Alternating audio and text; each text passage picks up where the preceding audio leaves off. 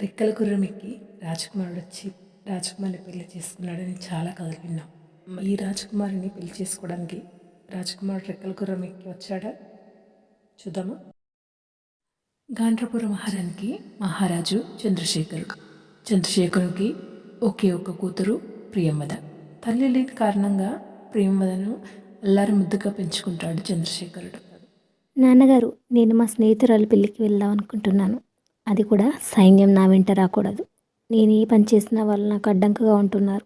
ప్రియంవద, చూడమ్మా, సైనికులు నీ వెంట లేకపోతే నాకు కంగారుగా ఉంటుంది. వాళ్ళు నీకు రక్షణగా ఉంటారు. అయినా నేను వెళ్తుంది పెళ్ళికి. అక్కడ చాలామంది ఉంటారు. నాకు ఎటువంటి ఆపద ఉండదు. సరే, నువ్వు ఇంతలా అడుగుతున్నావు కాబట్టి నేను ఒప్పుకుంటున్నాను. వెళ్ళిరా. ఇంకేముంది, తండ్రిని ఒప్పించిన సంతోషంలో తన స్నేహితురాలు పెళ్లి కోసం బయలుదేరు. మహారాజు చేసేది ఏమీ లేక, తన కూతురు మాట కాదనలేక, తన సంతోషాన్ని అడ్డు చెప్పలేక మొత్తానికైతే ఒప్పుకొని దగ్గరుండి పంపిస్తుంది.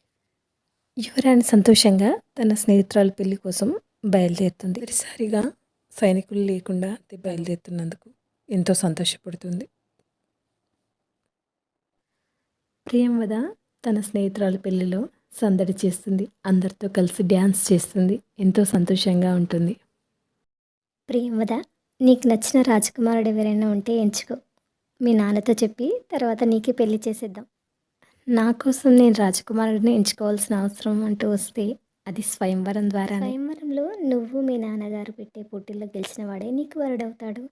ప్రేమించి పెళ్లి చేసుకుంటే కూడా ఇదొక కూడా ఒక స్వయంవరమే కదా. ఆలోచించి అవుననుకో, కానీ ఆ పోటీల్లో గెలిచిన మహావీరుడు మా రాజ్యాన్ని కాబోయే మహారాజు కూడా అవుతాడు కదా. చూద్దాంలే, స్వయంవరమో లేక నేను ప్రేమించి పెళ్లి చేసుకోవడమో ఏం జరుగుతుందో.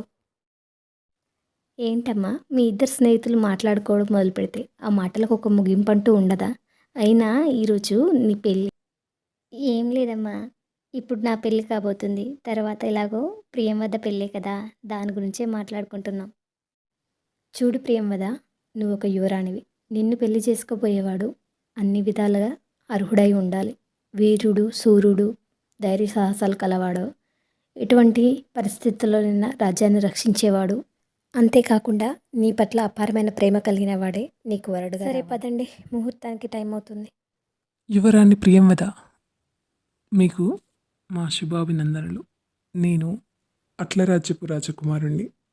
పెళ్లి కొడుకు మా స్నేహితుడు. నేను కూడా విన్నాను పెళ్లి కూతురు మీ స్నేహితురాలని. క్షమించాలి, మీరు చెప్పిన రాజ్యం పేరు నేనెప్పుడూ వినలేదు. తప్పుగా అనుకోకండి. మీ రాజ్యంతో మాకు మంచి స్నేహపూర్వక బంధాలున్నాయి. అయినా మీ నాన్నగారి అంత పెద్ద రాజ్యం ఏమి కాదులేండి. మాది చిన్న రాజ్యమే.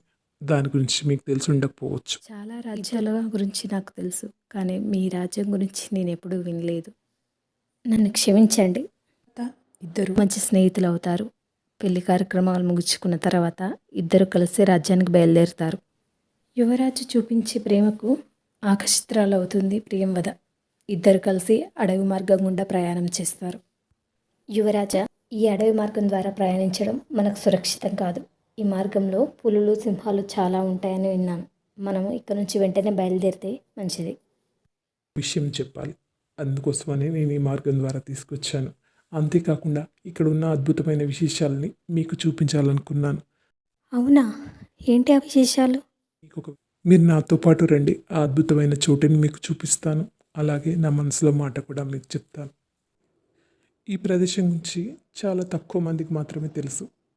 నేను ఈ ప్రదేశాన్ని మీకు ఎందుకు చూపించాలనుకున్నాను, అలాగే నా మనసులో ఏముందో మీకు వివరించాలనుకుంటున్నాను. పదండి, వెళ్దాం అని చెప్పి యువరాణి ప్రియంవదని తీసుకొని వెళ్తాడు. అక్కడ అన్ని పూలతో కూడుకున్న ఒక అద్భుతమైన ప్రదేశం ఉంటుంది. అది ప్రియంవద ఎంతో సంతోషిస్తుంది. ప్రియంవద, నా మనసులో మాట ఏంటంటే, నేను మిమ్మల్ని ప్రేమిస్తున్నాను. మీకు నా ప్రేమ అంగీకారం అయితే నేను మిమ్మల్ని పెళ్లి చేసుకోవాలనుకుంటున్నాను. మీరు నాకు నచ్చారు, కానీ మా నాన్నగారి నిర్ణయమే తుది నిర్ణయం. మీరు మా నాన్నగారిని ఒకసారి కలవండి. ఇక్కడ ఒక అద్భుతమైన పుష్పం ఉంది, అది నేను మీకోసం తీసుకొస్తాను. ఇదిగోండి యువరాణి, నేను మీకోసం ఈ ప్రత్యేకమైన పుష్పాన్ని తీసుకువచ్చాను.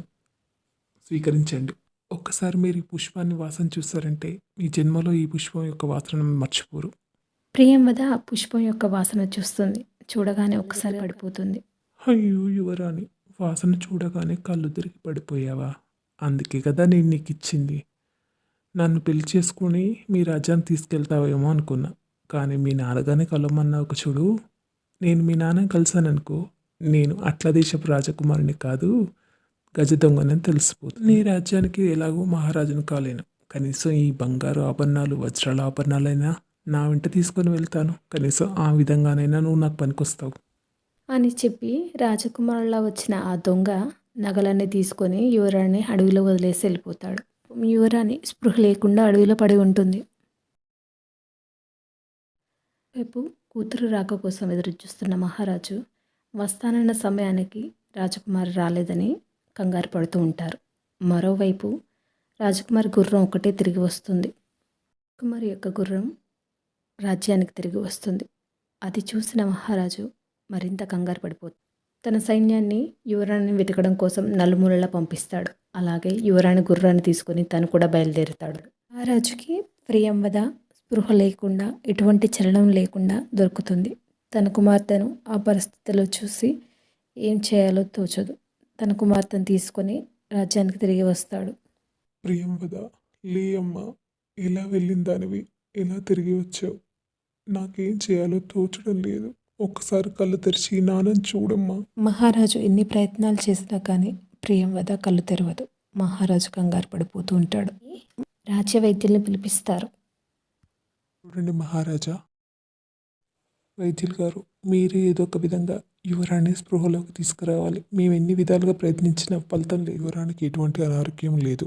ఆమె స్పృహలోకి రాకపోవడానికి కారణం ఒకటి ఉంది.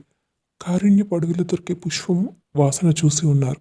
అందువల్లే తన స్పృహలోకి రాలేకపోతున్నారు. చూడండి రాజ్య వైద్యులు గారు, మీరు ఏం చెప్పినా చేయడానికి నేను సిద్ధంగా ఉన్నాను. చూడండి మహారాజా, ఆ పుష్పం మామూలు పుష్పం కాదు. ఆ పుష్పం కేవలం ప్రేమకు మాత్రమే లొంగుతుంది. ప్రేమను వ్యక్తపరచడానికి వాడే పుష్పాన్ని ఎవడో ఒక దుష్టుడు ప్రేమ పేరుతో ఆ పుష్పం యొక్క వాసన చూసేలా చేశాడు. అందుకే యువరాణి ఈ స్థితిలో ఉంది. ఈ స్థితి నుంచి తను బయటకు రావాలంటే యువరాణి కళ్ళు తెరిచేంత వరకు ప్రేమగా తన కోసం ఎదురు చూసే వ్యక్తి తన దగ్గర ఉండాలి. అప్పుడే తను స్పృహలోకి వస్తుంది. సరే వైద్యులు గారు, మీరు చెప్పిన విధంగానే రాజ్యంలో ప్రకటిస్తాను. ఎవరైతే రాజకుమారి నిద్రలేచ్చే వరకు తన కోసం వేచి చూస్తారో వారికి రాజకుమారినిచ్చి వివాహం చేస్తాను. అలాగే నా రాజ్యానికి మహారాజును కూడా చేస్తాను అని చెప్పి ప్రకటిస్తాడు. రాజుగారు రాజ్యాన్ని ఇస్తాను, అలాగే రాజ్యంతో పాటు యువరాణి ఇచ్చి పెళ్లి చేస్తానని ప్రకటన అయితే చేస్తారు. దానికోసం ఆశపడి చాలామంది వస్తారు. కానీ అంత ఓపికగా ఎవరు కూడా యువరాణి నిద్ర ఇచ్చేవరకు వేచి చూడలేకపోతారు. అలా రోజులు గడిచిపోతూ ఉంటాయి. ఎంతోమంది రాజకుమారులు వచ్చి తిరిగి వెళ్ళిపోతారు. దాంతో మహారాజు బాధపడుతూ ఏం చేయాలో పాలుపోక చింతిస్తూ ఉంటాడు. ఒకరోజు పురందర రాజకుమారుడు యువరాణి కోసం వస్తాడు. యువరాణి, నేను మీ రాజ్యం కోసం రాలేదు. నేను మిమ్మల్ని ప్రేమించి మీకోసం ఇక్కడికి వచ్చాను. దయచేసి మీ కళ్ళు తెరిచి చూడండి. రోజులు గడిచిపోతూ ఉంటాయి. యువరాజు మాత్రం ఎంతో ఓపికగా యువరాణి ఎప్పుడు లేస్తుందా అని చూస్తూ ఉంటాడు. అలా కొద్ది రోజులకి యువరాణిలో చలనం వస్తుంది. మొత్తానికి యువరాణి కళ్ళు తెరిచి రాజకుమారుని చూస్తుంది. రాజకుమారుడు ఎంతో సంతోషపడతాడు. అప్పుడు రాజకుమారి, రాజకుమారా, నేను మా నాన్నగారిని కలవాలి. నాన్నగారు, నేను మిమ్మల్ని మళ్ళీ చూస్తాననుకోలేదు. మిమ్మల్ని అందరినీ చూస్తుంటే నాకు చాలా సంతోషంగా ఉంది. నాన్నగారు, నన్ను క్షమించండి. ఆ రోజు నేను మీ మాట విని ఉండాల్సింది. ఇది సంతోషపడాల్సిన సమయం. నువ్వు మా అందరి మధ్యలోకి వచ్చినందుకు మాకు చాలా సంతోషంగా ఉంది. ఎంతోమంది రాజకుమారులు ప్రయత్నం చేశారు నిన్ను మెలకువలోకి తీసుకురావడానికి. కానీ ఈ ఒక్క రాజకుమారుడు మాత్రమే పట్టు వదలకుండా నీ దగ్గరే ఉండి నిన్ను ఎంతో ప్రేమగా చూసుకున్నాడు. ఈయనే నీకు కాబోయే భర్తమ్మ.